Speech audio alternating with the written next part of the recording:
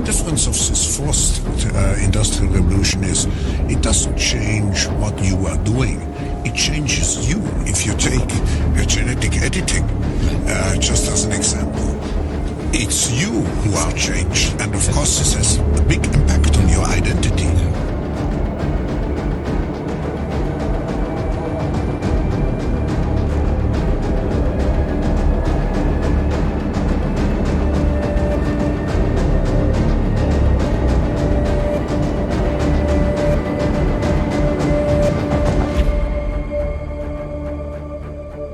Into a lot of programming was inside of it because, again, these injections have programs inside of them.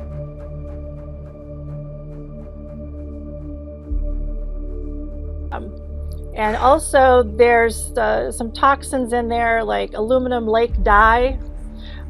This is from breast milk, right? TE, methylparaben. Of course, this could be from the mother herself, what she was ingesting, but also she was having lead that actually came up, tungsten, black goo came up in this one. Oh my gosh.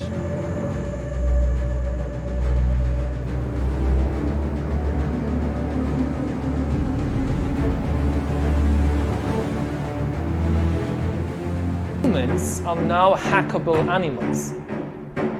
You know, the whole idea that humans have, you know, they have this soul or spirit and they have free will and nobody knows what's happening inside me. So whatever I choose, whether in the election or whether in the supermarket, this is my free will, that's over. We have all this still myth of free will, that everything we choose is of our own free will. And this is a myth that served us well for a couple of centuries. But now it's becoming dangerous. Previously, surveillance was mainly above the skin. Now it's going under the skin. Well, I think maybe in a couple of decades when people look back, the thing they will remember from the COVID crisis is this is the moment when everything went digital. And if this was the moment when everything became monitored. That we agreed to be surveyed all the time. Not just in authoritarian regimes, but even in democracies.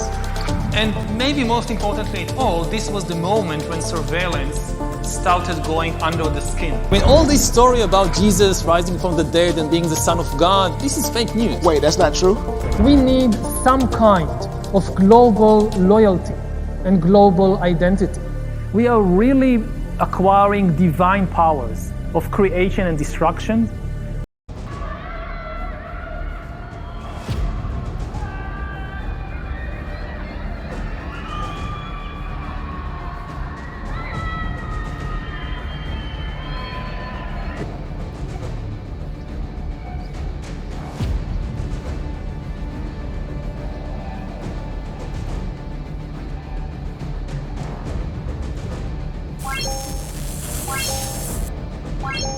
Dumbfounded by the motivation to systemically seduce all children into thinking that they can change what sex they are, then it is because you are a more balanced human being. And if you think tricking a child into believing they were born an accident is evil, then you are likely a person who believes in God, spirit, or love, whichever word you are more comfortable with.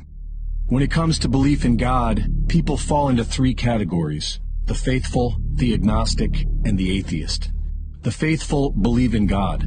The atheist doesn't.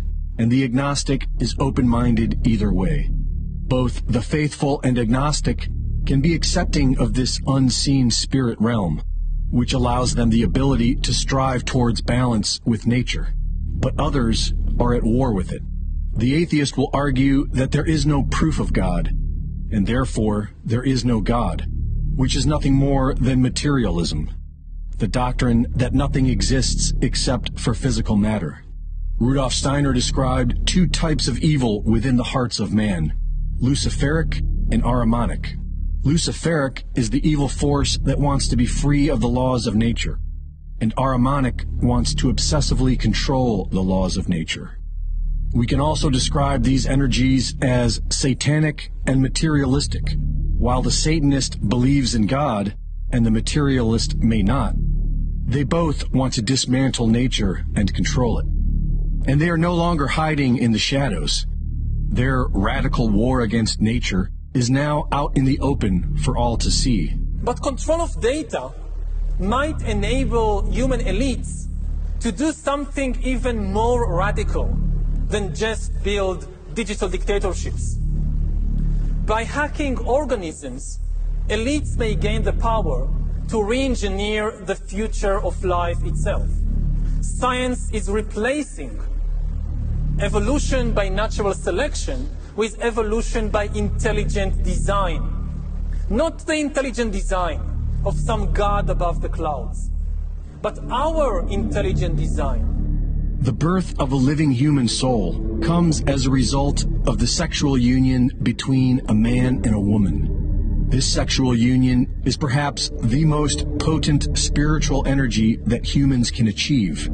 It is sacred and divine, which is why the evil forces who seek to play God have been subverting it for decades with pornography, abortion, and the welfare system.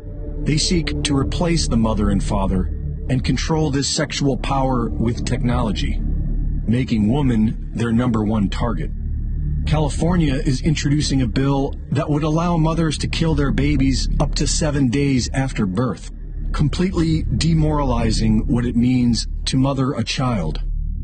And if castrating a man can legally make him a woman, then can mutating a human legally make him non-human? Many are discussing whether or not transhumans will qualify for human rights in the future. And with the mother out of the way, who will teach them about love? A child created and raised by the state will be subjected to the authority of the state from birth till death. This is the ultimate goal, and it now seems to be within their grasp. Embryos have been created in laboratories without human sperm or eggs. China's Suzhou Institute of Biomedical Engineering and Technology has created a system to raise human embryos with an artificial intelligence that monitors and adjusts the nutrition, carbon dioxide, and other levels within an artificial womb. The system was originally created to bring the birth rate in China back on track after its disastrous one-child policy, but it's just another step towards dismantling nature and playing God. And so it's good that you see this all as insane. But it would really be great if we could all stop these psychopaths before they kill us all.